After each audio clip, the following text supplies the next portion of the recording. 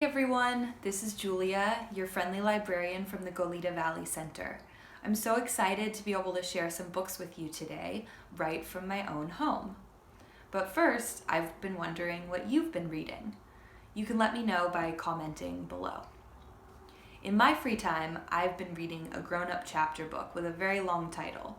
It's called We Are All Completely Beside Ourselves. It's about a girl with a very unusual sister. She's a chimpanzee. Did you know that chimpanzees are actually very similar to humans? They can even learn sign language to communicate with us. Is there anything you like to do that makes you feel like a chimpanzee? Maybe climbing a tree or jumping up and down? Maybe hanging from the monkey bars upside down or eating bananas? The book I want to share with you today is not about monkeys or chimpanzees though. It's about a mouse who is a dentist named Doctor De Soto. Dr. De Soto has a rule that he will not treat any dangerous animals like cats or dogs because he's only a tiny mouse who doesn't want to get eaten while he's cleaning someone's teeth. Have you ever had your teeth cleaned at the dentist's office? What do you do at home to keep your teeth healthy? Healthy teeth and gums keep us strong. In the story, Dr. De Soto makes an exception to his rule about not treating dangerous animals when he meets a poor fox with a bad toothache. Do you know what an exception to a rule is? It means that for a very special reason, you go against something that's normally a rule. Let's see what happens when Dr. De Soto makes an exception to his rule about not treating animals that like to eat mice. Feel free to read along with me or just look at the pictures. If you have this book at home, it's by William Steig. You can pause the video and go get your copy to read along with me. When we're done, you can let me know what you think of the book by commenting with a response to Dr. De Soto. As you listen to the story, ask yourself, why does Dr. De Soto decide to help the fox? What are the dangers for him and his wife? Would you risk your own safety to help someone who is in pain? Dr. De Soto by William Steig. Dr. De Soto, the dentist, did very good work, so he had no end of patients. Those close to his own size, moles, chipmunks, etc., sat in the regular dentist chair. Larger animals sat on the floor while Dr. De Soto stood on a ladder. For extra large animals, he had a special room. There, Dr. De Soto was hoisted up to the patient's mouth by his assistant, who also happened to be his wife.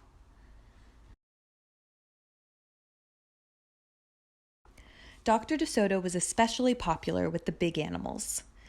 He was able to work inside their mouths, wearing rubbers to keep his feet dry, and his fingers were so delicate and his drill so dainty they could hardly feel any pain.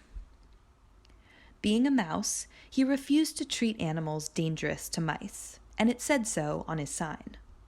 When the doorbell rang, he and his wife would look out the window. They wouldn't admit even the most timid-looking cat. One day, when they looked out, they saw a well-dressed fox with a flannel bandage around his jaw.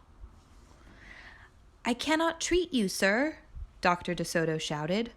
"Sir, haven't you read my sign?" "Please," the fox wailed, "have mercy. I'm suffering." And he wept so bitterly it was pitiful to see. "Just a moment," said Dr. De Soto. "That poor fox," he whispered to his wife. "What shall we do?" "Let's risk it," said Mrs. De Soto. She pressed the buzzer and let the fox in. He was up the stairs in a flash. "Bless your little hearts," he cried, falling to his knees. "I beg you, do something. My tooth is killing me." "Sit on the floor, please, sir," said Dr. De Soto, "and remove the bandage, please." Dr. De Soto climbed up the ladder and bravely entered the fox's mouth. "Ooh, wow," he gasped. The fox had a rotten bicuspid and unusually bad breath. "This tooth will have to come out," Dr. De Soto announced, "but we can make you a new one." "Just stop the pain," whimpered the fox, wiping some tears away.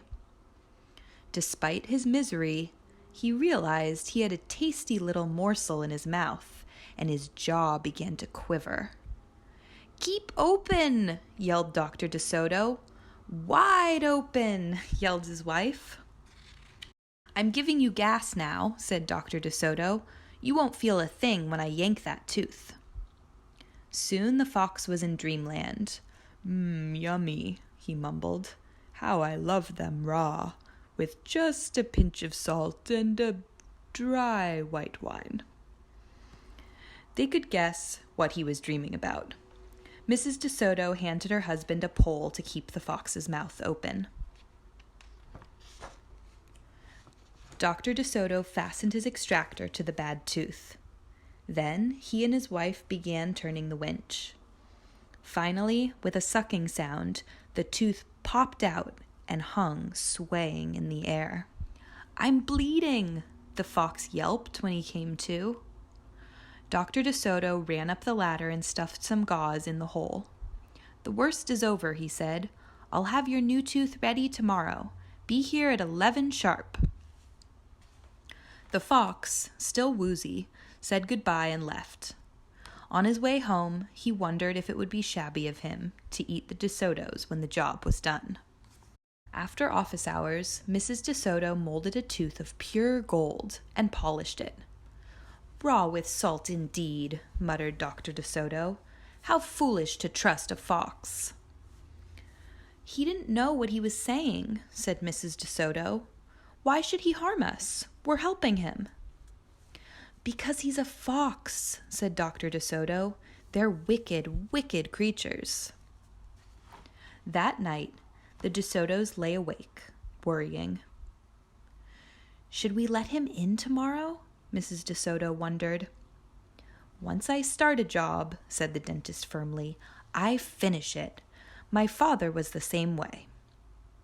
"But we must do something to protect ourselves," said his wife. They talked and talked until they formed a plan. "I think it will work," said Dr. De Soto. A minute later, he was snoring. The next morning, promptly at 11, a very cheerful fox turned up. He was not feeling a particle of pain. When Dr. De Soto got into his mouth, he snapped it shut for just a moment, then opened wide and laughed. "Just a joke," he chortled. "Be serious," said the dentist sharply. "We have work to do." His wife was lugging the heavy tooth up the ladder. "Oh, I love it," exclaimed the fox. "It's just beautiful." Dr. De Soto set the gold tooth in its socket and hooked it up to the teeth on both sides. The fox caressed the new tooth with his tongue. "My, it feels good," he thought. "I really shouldn't eat them. On the other hand, how can I resist?" "We're not finished," said Dr. De Soto, holding up a large jug.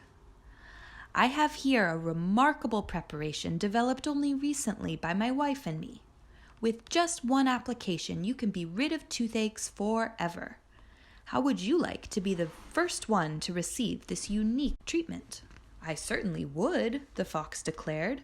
"I'd be honored." He hated any kind of personal pain. "You will never have to see us again," said Dr. De Soto. "No one will see you again," said the fox to himself. He had definitely made up his mind to eat them with the help of his brand new tooth. Dr. De Soto stepped into the fox's mouth with a bucket of secret formula and proceeded to paint each tooth. He hummed as he worked. Mrs. De Soto stood by on the ladder, pointing out spots he had missed. The fox looked very happy. When the dentist was done, he stepped out. "Now, close your jaws tight," he said, "and keep them closed for a full minute." The fox did as he was told. Then he tried to open his mouth, but his teeth were stuck together. "Ah, excuse me, I should have mentioned," said Dr. De Soto. "You won't be able to open your mouth for a day or two. The secret formula must first permeate the dentine. But don't worry, no pain ever again." The fox was stunned. He stared at Dr. De Soto, then at his wife. They smiled and waited. All he could do was say, "Thank you very much," through his clenched teeth, and get up and leave. He tried to do so with dignity. Then he stumbled down the stairs in a daze. Dr. De Soto and his assistant had outfoxed the fox. They kissed each other and took the rest of the day off.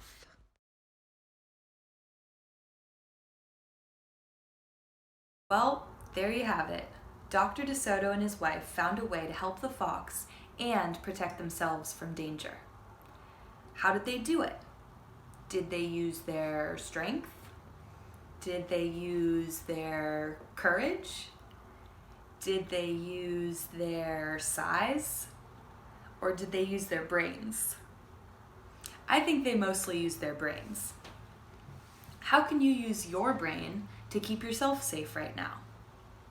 Can you think of how keeping yourself safe also helps others? Well, thanks for sharing this story with me. There are so many more books we can keep reading together, even from home. So stay tuned for more videos from Girls Inc.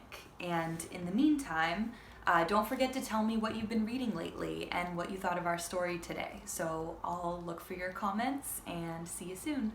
Bye.